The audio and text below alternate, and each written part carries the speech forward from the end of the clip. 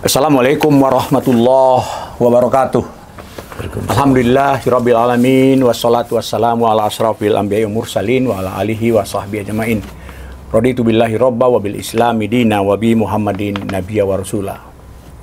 Puji dan syukur kita kembali kita sampaikan kepada Allah Subhanahu wa taala yang telah memberikan karunia dan nikmat iman, kesempatan, kesehatan hingga bisa bertemu pada podcast Info Munu dari Gedung Dakwah Muhammadiyah di Jalan Singamaraja 136 Medan.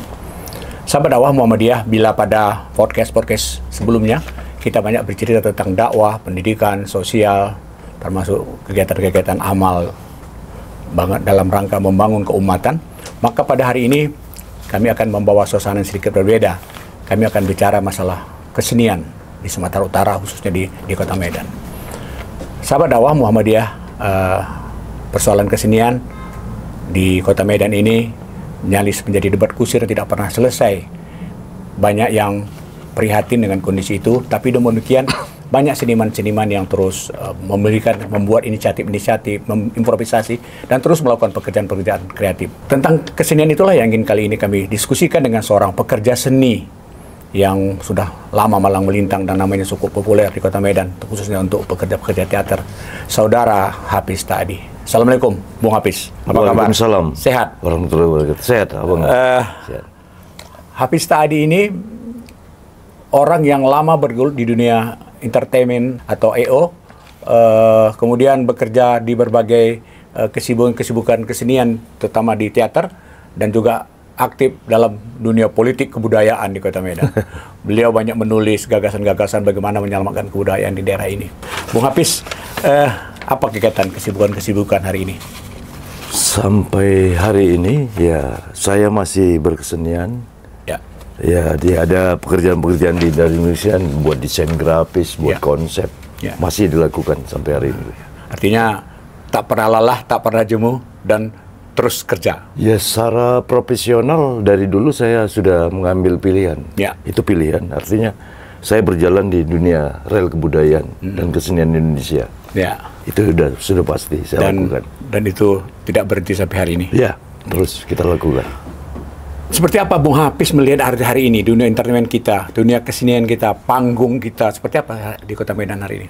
Kalau dunia entertain ya mungkin kaitannya dengan kondisi ekonomi sedikit agak meredup. Ya. Tapi konsep-konsep yang kita anggap kekinian saat ini, ya kalau kita bedakan dengan masa lalu itu jauh dan sangat beda. Kalau kita dari dulu, ya artinya sampai hari ini pun adik-adik yang bermain di dunia entertainment itu bermain dengan konsep. Tapi saya kira konsep itu hanya sebatas hiburan. Kalau saya ingat, dan mungkin kita ingat, ada beberapa kawan, kita melakukan dengan konsep-konsep budaya di dunia entertain. Jadi konsep itu kita lebarkan. Artinya ada nilai edukasi. Nah, kita lihat perkembangannya sekarang ini kan hampir rata hanya dunia populernya yang mereka kejar. Ini kan juga dunia mereka, nggak bisa kita empang. Tapi apakah saya yakin pada satu saat nanti ini akan lesu juga dan akan menemukan formula baru untuk menemukan jati dirinya di dunia entertain itu sendiri. Teknologi informasi, teknologi IT kan berkembang begitu cepat. Bagaimana teknologi ini mempengaruhi dunia entertain kita? Sangat mempengaruhi, Bang. Ya. Artinya dengan dunia katakanlah sosial media yang ada sekarang, panggung kesenian pun itu sudah sangat lebar, tapi banyak pilihan.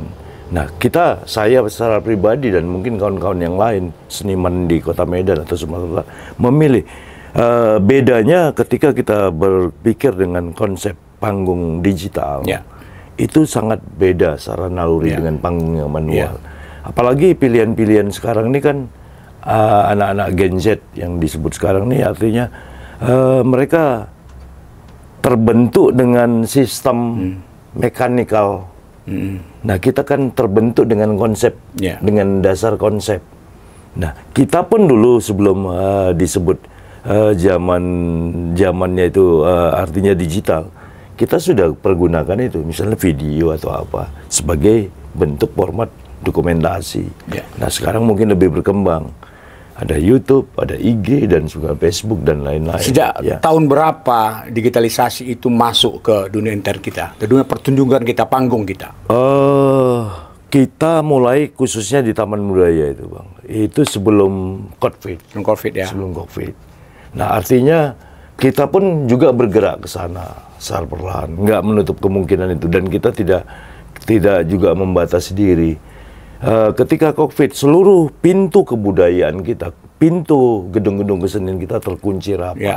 Semua harus berjarak, semua harus kita lakukan dengan hati-hati. Mulailah kita meramu konsep itu, kita buka panggung baru di digital, di YouTube.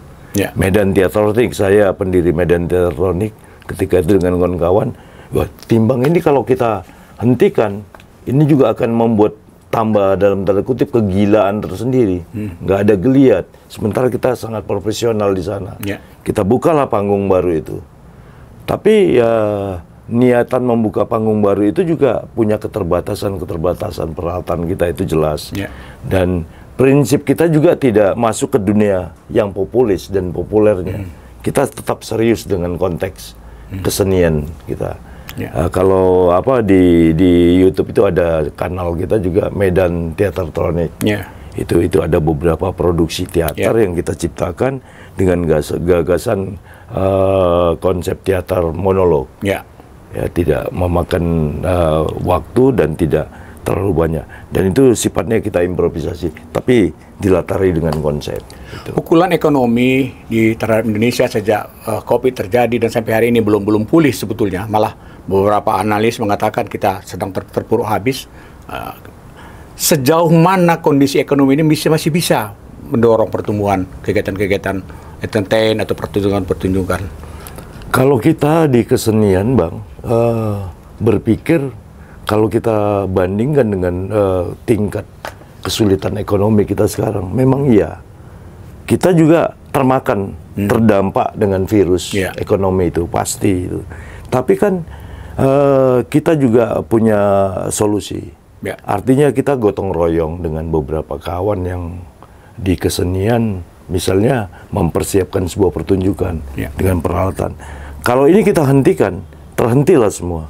Artinya kita harus kembali dari dasar, dari nol kembali, membangunkan ya secara perlahan. Nah, ini kan kesulitan tidak hanya di bidang kesenian, tapi di seluruh lini, saya kira. Ini gambaran, kalau kita gambarkan secara ekonomi kreatif sekarang ini, ketika kita berjalan di lorong kota-kota, banyak kapi-kapi. Sebagian orang beranggapan dunia ekonomi itu berkembang. Sementara itu simbol ketidakberdayaan. Daya belinya, kalau kita lihat kafe-kafe yang ada di kota Medan, itu penghuninya kadang-kadang hanya beberapa mungkin ya, dengan mungkin tingkat promo yang tinggi, tingkat promo yang baik. Tapi beberapa kafe juga ini kosong. Itu tandanya adalah semakin banyaknya dapur-dapur baru di ekonomi kreatif itu.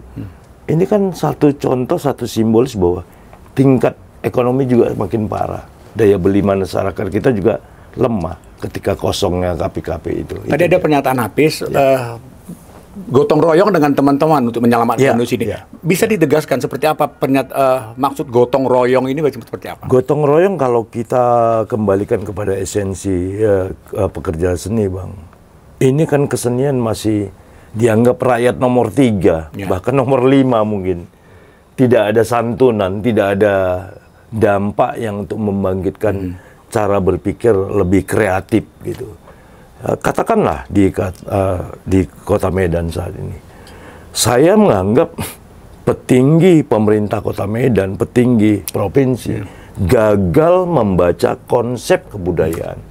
Karena bagi mereka mungkin beranggapan bahwa kesenian itu hanya penghabisan, penghambur-hamburan. Tapi ketika kita bergerak di dunia kesenian, kita bicara peradaban ke depannya. Karena lewat kesenian ini kan media, salah satu media pendidikan, media dakwah.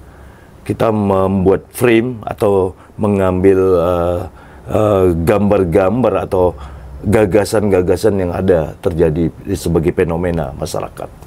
Barangkali pemerintah bukan gagal membaca, atau saya ekstrim lagi, malah mereka nggak membaca barangkali ya. Mungkin, Bang, kalau sampai detik ini Medan salah satunya kota terbesar nomor 3 belum berdiri satu tiang pun untuk gedung kesenian. Artinya gagalnya lah pemerintah membangun kebudayaan di sini.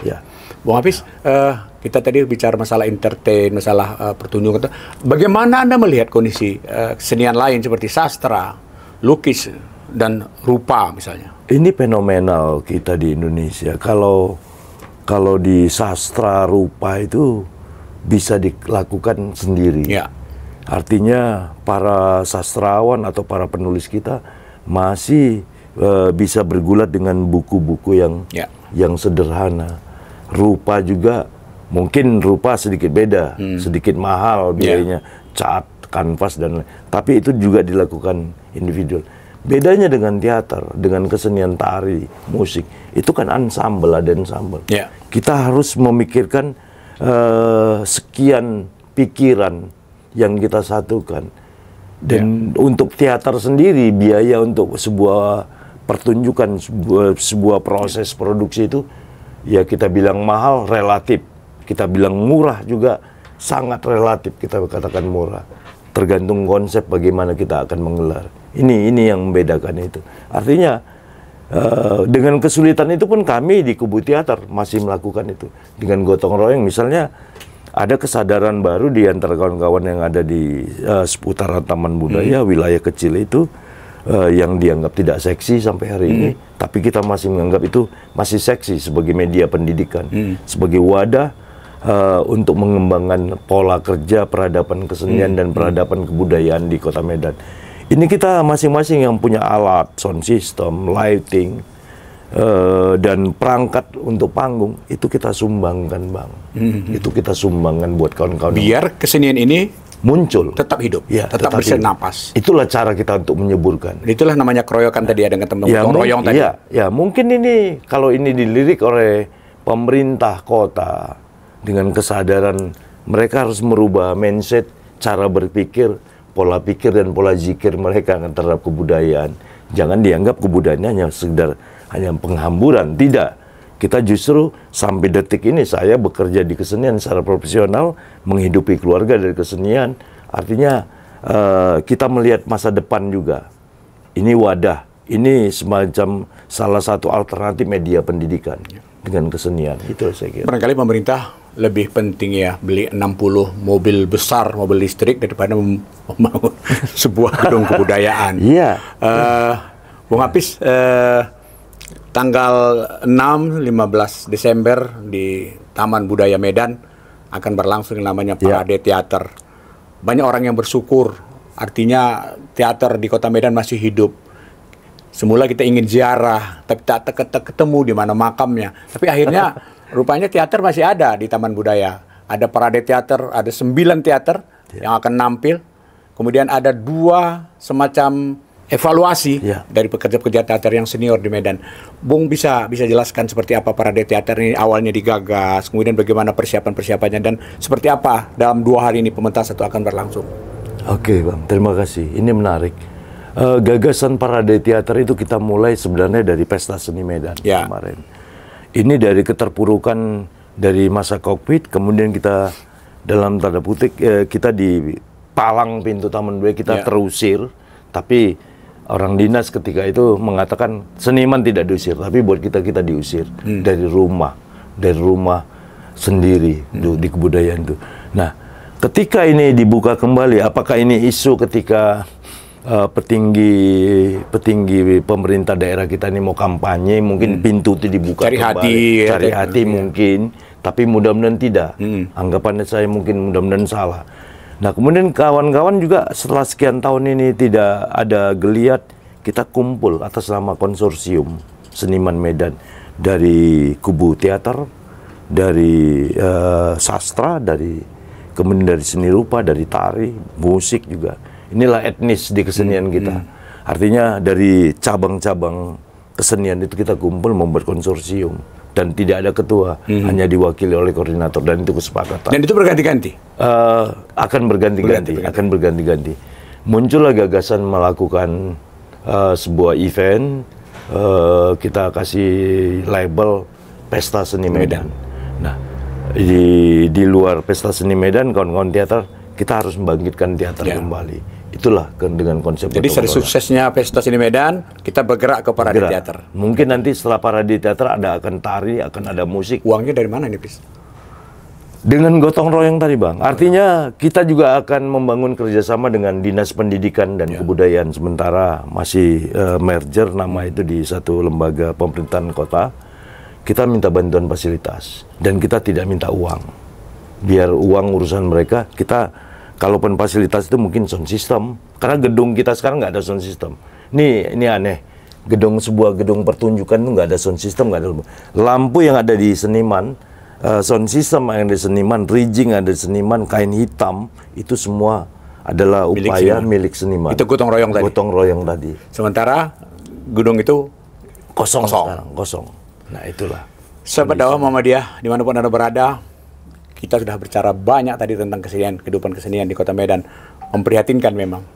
Kondisinya seperti itu, namun semangat kawan-kawan untuk tumbuh dan berkembang, menyelamatkan kehidupan kesenian di Medan itu tidak pernah berhenti.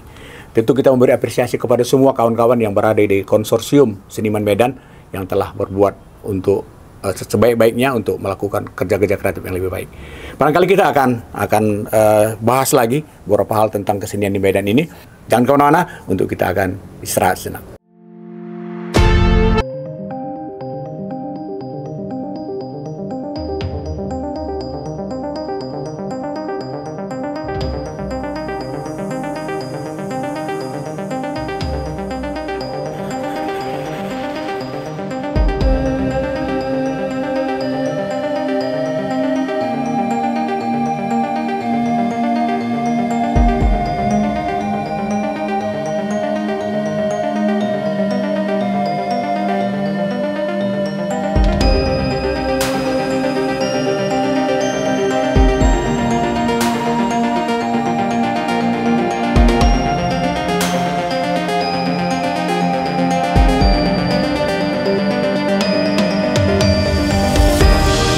Dimanapun Anda berada, pada sesi pertama tadi kita sudah membicarakan berbagai hal tentang kehidupan kesenian, terutama teater di Kota Medan. Bersama Saudara Hafiz Ta'adi, beliau adalah seorang pekerja seni, pekerja teater yang cukup mumpuni dan punya nama dan punya gagasan-gagasan besar. Sahabat dakwah, kita ingin melanjutkan pertanyaan kita tentang parade teater yang berlangsung pada tanggal 6 hingga 15 Desember di Gedung Taman Budaya Medan, Jalan Perintis Kemerdekaan. Bung Hafiz, parade teater digagas oleh Konsorsium Seniman Medan. Ya. Pertanyaannya lah, apa ceritanya Konsorsium Seniman Medan? Sementara ada punya Dewan Kesenian, ada Majelis Kesenian di Sumatera Utara. Ini seperti apa ini cerita ini bisa terjadi seperti ini? Wah, ini menarik nih, Bang. Konsorsium itu terbentuk ketika kita merasa terusir. Pernah satu kali kita keluar, seluruh sanggar itu keluarkan, tidak boleh aktif. Dan Taman Budaya dikunci? Taman Budaya di portal dengan cara mereka. Kemudian kita ada beberapa kali audiensi dengan Pak Wali Kota kita. Dan setelah kita Pak Wali Kotanya Bobi ya? Ya, Bobi Nasution. Kita audiensi di ruang kerjanya. Kemudian kita tarik ke Taman Budaya, kita lihat kondisi. Beliau hadir? Iya, beliau hadir. Ya. Kita ngobrol, mengatasnamakan ketika itu masih ada bau-bau Dewan Kesenian Medan ketika itu. Kita ajak diskusi. Inilah ruang kebudayaan, rumah kebudayaan bagi seluruh seniman yang ada di Kota Medan. Bahkan itu digunakan juga oleh Sumatera Utara ketika itu. Dan beliau barangkali itu pertama kali ya menginjakkan Taman Budaya? Iya, awal. Kaget nggak beliau lihat Taman Budaya? Ya kaget, dia cukup kaget, tapi cukup responsif. Cuman kita nggak ngerti responsifnya sampai kembali setelah itu dilakukan, kita juga macet. Gitu. Ada tafsir, kalau di sini ada ruang 10, serahkan ke seniman 7. Ternyata itu tidak berjalan. Ini mungkin salah tafsir di Dinas Pendidikan dan Kebudayaan ketika itu. Masa itu masih Pak Putra, itu, Laksamana Putra Siregar ketika itu. Nah, ketika kita beraudiensi, oke. Nah, munculnya konsorsium karena ada pertikaian dalam tanda kutip. Artinya, seniman yang tidak mau dibelenggu kreativitasnya. Dimanapun kita berarti bisa. Tapi Taman Budaya itu kan diperuntukkan, diciptakan, lahan itu memang sejarahnya dari dulu untuk seniman. Ya. Tidak hanya seniman, tapi masalah pub itu public space, public space. Bahkan ada pertanyaan yang mendasar. Dari dulu tuh mungkin ini belum banyak yang tahu masyarakat kita. Taman Budaya itu sampai sekarang itu plang mereknya di belakang itu masih HPL, hak pengelolaan lahan. Itu saya bertanya juga dengan Pak Bobi sebagai wali kota. Bang, coba boleh nggak secara hukum kita mendirikan rumah di lahan orang lain? Artinya kalau itu HPL berarti ada pemilik resminya, pemilik swastanya. Nah itu insya Allah Bang, tanah itu adalah milik Pemko saat ini. Loh, tolong dong cabut plang merek HPL itu kalau memang itu resmi milik pemerintah kota. Dan sampai sekarang belum dicabut? Belum dicabut, masih nempel. Gimana kalau kita yang cabut? Yang kita cabut, kita nggak mencabut. Artinya, ya jangan juga kita supersip. Secara hukum kita kan paham. Itu tidak boleh kita lakukan. Muncul konsorsium adalah alasan. Mungkin ada bahasa hukum juga di Dewan Kesenian ini kan parah. Kita musyawarah ketika periode yang lalu ini sudah dimisioner kita lakukan. Malah kita diperintah oleh dinas untuk melakukan musyawarah. Dan musyawarah kita, sebelum kita ada rembuk, baru musyawarah. Dan ini dibacakan pidato wali kota secara hukum itu sah. Nah ini menarik, kita nggak tahu unsur politik. Nah dalam perwal Dewan Kesenian Medan itu bahasa hukumnya salah dan itu parah. Medan dan sekitarnya. Kemudian dalam perwal itu ada 2 lembaga yang sama-sama fungsinya hampir beda secara nama, tapi fungsinya itu sama. Dewan Kesenian Medan dan Majelis Kesenian Medan. Dan itu ada juga pengurusan seumur hidup, itu nggak seksi untuk artinya membatasi kreativitas bagi pemula, bagi regenerasi berikutnya. Ini enggak, ini. Kemudian muncul konsorsium. Ini apakah saya kebetulan sebagai ketua Dewan Kesenian terpilih dalam musyawarah. Itu ada periodenya? Periodenya di harusnya SK-nya? sampai SK-nya ketika itu sampai 2029. Oh iya. Nah ini belum dilantik. Nah ketika kita musyawarah nasional dengan Dewan Kesenian se-Indonesia ketika Desember 2003, justru di Kementerian Dewan Kesenian Medan itu diakui. Ini aneh. Pak Hilmar kemarin juga ketika Pesta Seni Medan itu kita undang. Kita ungkapkan kondisi Medan itu seperti apa. Ini aneh. Beliau ya senyum-senyum aja, paham politik, paham tentang politik kebudayaan. Beliau paham, sangat paham dan senyum-senyum. Ini menarik. Nah itulah munculnya konsorsium, Bang. Dan konsorsium merasa perlu menyelamatkan kesenian di kota penting. Ini. Dewan Kesenian pun penting kita selamatkan itu sebagai monitoring langkah peradaban kebudayaan di Medan. Ada kata Dewan Kesenian juga ada, konsorsium seniman Medan juga ada. Apa ideal nggak nanti andai kata itu? Konsorsiumnya kan temporer ya. sifatnya, tidak berbadan hukum, tidak apa. Tidak ada ketua, tidak ada sekretaris, tidak ada bendahara. Jadi ini guyupan dari etnis kesenian itu sendiri atas keprihatinan yang atas keprihatinan untuk memulai menyuburkan kembali, menciptakan iklim baru bagi kota Medan. Ya. Sahabat dakwah Muhammadiyah dimanapun Anda berada, begitulah penjelasan Saudara Hafiz Ta'adi tentang kondisi kesenian di kota kami, kota tercinta ini, kota Medan. Bung, ada 9 pementasan ini di pertengahan Desember 2024, 5-17. Kemudian ada diskusi tentang pertunjukan itu sendiri. Dan Medan Teatertronik atau Medan Teatertronik ya. Medan Teatertronik tampil di hari kedua pada Sabtu 7 Desember malam hari dengan naskah Jadah. Dan Anda sendiri sebagai penulis dan sutradara bisa dijelaskan seputar naskah Jadah ini. Jadah ini apa arti Jadah sih? Jadah kalau kita ambil dari Kamus Besar Bahasa Indonesia itu seperti hal yang menjijikkan. Haram jadah. Haram jadah. Anak jadah gitu ya. Secara produksi teater, dalam proses pinjam teater, saya kawinkan dengan budaya leluhur saya, Jawa. Dalam Jawa itu ada mitos julung sungsang. Anak yang lahir antara maghrib dan menjelang malam, itu dianggap juga anak sial. Nah, kita kan sebagai masyarakat kebudayaan melihat ini budaya, tapi kita melihat kok bisa muncul kalimat jada dan haram jada dan anak sial tuh. Ini bangsa makhluk manusia yang diciptakan Allah, saya kira. Nah, muncul pertikaian itu dalam pikiran saya. Ini saya dianggap kan ketika jada dan anak sial ini dianggap sampah. Sampah masyarakat. Itu memang tidak nyata-nyata dinyatakan bahwa itu anak sial dan tapi dalam aturan main masyarakat itu masih ada tercipta. Muncullah gagasan saya, ini sebenarnya naskah ini dua perpaduan dua naskah. Yang pertama itu saya ambil dari naskah saya Taugo Toge tahun 90-an. Kemudian ada Monoktai itu di Hari Lingkungan Hidup Sedunia. Saya berangkat dari masalah sanitasi, kemudian saya gabung. Sanitasi juga dalam pengertian apa kan sampah ini, sampah. Kemudian pikiran itu berkembang kepada sampah yang lebar.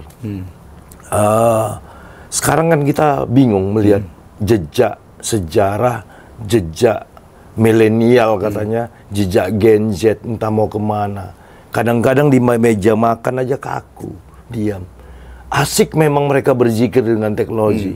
Ketika ini nggak ada bahasa kasih sayang, kok asik berzikir dengan bahasa itu menjadi gagasan. Itu juga sampah tanpa disadari, tanpa kita sadari. Kemudian ada luka di sana. Ini yang akan kita representasikan di premis panggung kita, Bang. Artinya situasi politik, situasi bunyi yang ada sekarang dalam tanda petik bunyi itu, ini kan saling menyodok. Itulah sampah yang saya tafsir dalam konsep teater. Kemudian perpaduan antara budaya Jawa saya dengan perpaduan masyarakat urban dalam konsep teater itu ada sebutan interkulturalisme. Nah, ini menarik buat saya. Ini saya gelindingkan jadi peristiwa. Kita membaca peristiwa fenomena kekinian. Kita membaca peristiwa masa lalu yang kita kawinkan. Nah, ini kan harus diruat bahasanya. Saya ambillah ruatan dari pujangga kita, itu semacam tolak bala dari Ronggo Warsito singgah-singgahnya. Ini menarik. Kira-kira pengertian wahai bala yang ada di kepala, yang ada di tenggorokan, yang ada di kaki dan tubuh, menyingkirlah, kembali ke asalnya. Ya ini harus diruat bumi ini. Ketika bumi sudah dimanipulasi, diperas isi perutnya, diambil segala macam unsur yang energi yang bisa disampaikan kepada masyarakat luas bangsa oleh bangsa ini. Nah, ini kan jadi sampah yang beda secara politik gitu kita melihatnya itu. Nah sekarang kayaknya seperti absurd ya. Absurd, kontemporer, ya? Sangat kontemporer. Tapi bisa dipahami ya nanti mudah-mudahan. Saya kira insya Allah bisa dipahami. Karena biasanya komentar saya absurd, biasanya banyak orang-orang yang absurd juga yang nontonnya baru sama-sama paham. Oke.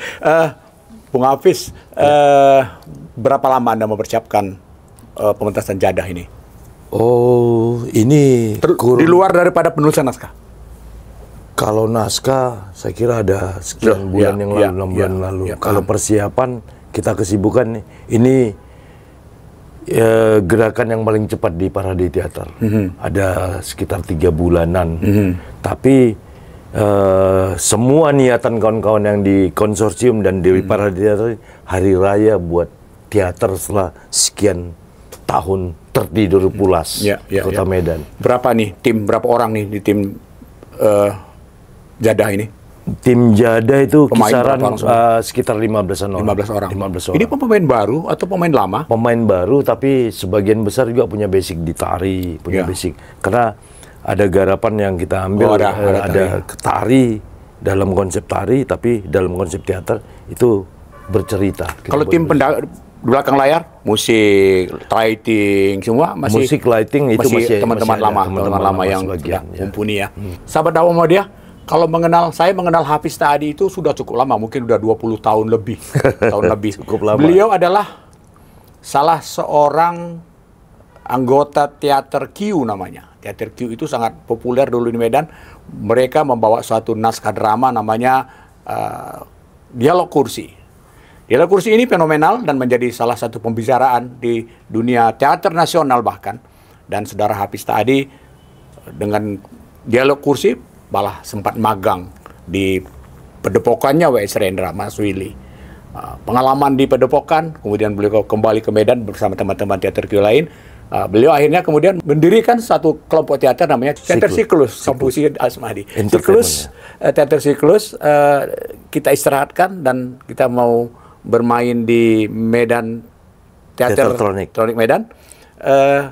Karena mau beradaptasi dengan teknologi atau seperti apa? Nah, inilah yang harus saya ceritakan. Medan Teater Elektronik itu sebenarnya seperti konsorsium juga. Iya. Jadi Medan Teater Elektronik ini ada orang sastra, ada saya dari Teater Q juga, Teater Siklus, kemudian ada teater kita, bahkan ada beberapa sastrawan di situ, beberapa orang juga orang film. Jadi Medan Teater ini muncul karena kita sudah mulai bergerak semua. Ya udah kita pakai ini, tapi ada embel-embel itu orang Teater Siklus, Q, dan teater kita. Itu konsorsium juga ya? Iya, konsorsium juga. Tapi Siklus masih tetap ya? Masih ada ya? Insya Allah masih. Artinya kita kulkaskan dulu ya, kita serahkan dulu, dia akan kita tarik lagi nanti untuk kita panaskan. Seperti apa animo masyarakat di Medan nanti kira-kira untuk menonton pementasan Parade Teater Medan? Karena selama ini kan untuk sebuah pementasan di Medan itu tidak terlalu banyak yang bisa hadir di gedung kesenian Taman Budaya Medan itu, paling sekitar 50 atau 100, itu tidak seperti mungkin di Jawa bisa penuh gedung. Ini seperti apa estimasi teman-teman?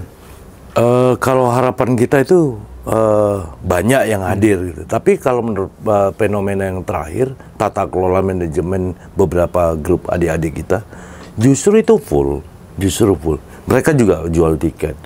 Di tahun yang nggak enak pun kita, tahun masa lampau kita jual tiket, kawan-kawan masih kisaran 20, kita pernah jual 350, 150, itu ada penontonnya. Tinggalnya kan masalah tata kelola manajemen. Tapi untuk saat parade ini juga, sampai hari ini, kita mengedarkan tiket juga tidak terlalu banyak, karena keterbatasan kursi yang ada dalam. Ada berapa space di dalamnya? Sekarang space di dalam sekitar 350. Kita berbagi, antara panitia pelaksana dengan grup itu berbagi. Grup itu diserahkan tiket itu terusan itu dikasih 200 lembar. Untuk panitia sebagai pengelola untuk biaya ke dalam itu 100 lembar. Harga tiket berapa? 25.000. 25.000. Donasi berbayar 25.000. Sebungkus rokok lah ya. Sebungkus rokok lah. Kadang-kadang masyarakat kita untuk sebungkus rokok pun sulit untuk mengeluarkan untuk mendukung pementasan. Ya, ini kan pendidikan. Saya harapan masyarakat melihat ini sebagai sebuah peristiwa kebangkitan dan saksi sejarah bagi perkembangan teater Kota Medan. Harapan Anda, pesta seni Medan sudah oke, kemudian parade teater ini kita anggap oke, selanjutnya apa? Selanjutnya kita tergantung daya tahan kita semua, Bang, terhadap kawan-kawan meneruskan daya tahan konsorsium ya. Konsorsium dan pesta seninya parade. Bahkan kita berharap dari kawan-kawan dari cabang kesenian, etnis kesenian lainnya, tari, musik, rupa sudah. Nanti di Januari itu ada pameran tunggal. Itu sudah terpancing ya? Sudah terpancing ya. Itu. Andai kata pemerintah kota sikapnya masih seperti 2 tahun lalu, nggak peduli, kita harus jalan terus kan? Ya, goblok aja mereka, Bang. Itu goblok mereka. Ya. Artinya ini kan kita bicara peradaban. Kalau mereka tidak mau bicara peradaban, ya mereka gagal sebagai pemimpin bangsa. Ini kan geliat, ini kan kreativitas. Bung Apis, ini barangkali sudah hampir habis waktu kita. Mungkin ada pesan-pesan Anda kepada pekerja-pekerja teater di Medan yang hari ini barangkali banyak generasi baru yang muda-muda. Apa pesan ingin Anda sampaikan? Pesannya sederhana, Bang. Tapi pesan ini juga membuat kawan-kawan pekerja teater di luar Medan loh ini. Banyak kawan-kawan kita di Tanjung Balai, di mana-mana gitu. Ya, proses itu jangan cepat puas, saya kira. Kalau saya mengambil konsep teori Stanis, kalau kita sedang berdekatan dengan teater, bahwa kalau teater tidak bisa merubah apa-apa pada diri dan peradaban itu, ya tinggalkanlah teater, segera. Kita harus punya pilihan lain terhadap dunia. Tapi sampai detik ini, saya masih memilih teater sebagai basic. Saya di sana banyak belajar tentang hidup yang dan saya itu alami. Pilihan jalan hidup dan Anda, pilihan sampai hari ini sebagai bentuk yang profesional, saya kira itu. Sahabat dakwah Muhammadiyah dimanapun Anda berada, Anda sudah mendapat penjelasan dari Saudara Hafiz tadi bagaimana kehidupan berkesenian di kota kita ini, Kota Medan, dan bagaimana komitmen beliau untuk tetap terus berjuang untuk membangun kesenian di Kota Medan, karena kesenian adalah pilihan dia, pilihannya dalam kehidupan ini. Barangkali terima kasih Bung Hafiz sudah hadir di studio dakwah Muhammadiyah di Kota Medan ini. Mudah-mudahan kita akan bertemu pada dialog-dialog yang lain. Baik. Assalamualaikum warahmatullahi wabarakatuh. Waalaikumsalam warahmatullahi wabarakatuh. Demikianlah sahabat dakwah Muhammadiyah, pertemuan kami dengan Saudara Hafiz tadi. Mudah-mudahan pertemuan ini, dialog ini dapat memberikan pencerahan kepada kita, dapat memberikan informasi kepada kawan-kawan pekerja kesenian di Sumatera Utara untuk tetap semangat, bertahan, dan bangkit. Assalamualaikum warahmatullahi wabarakatuh.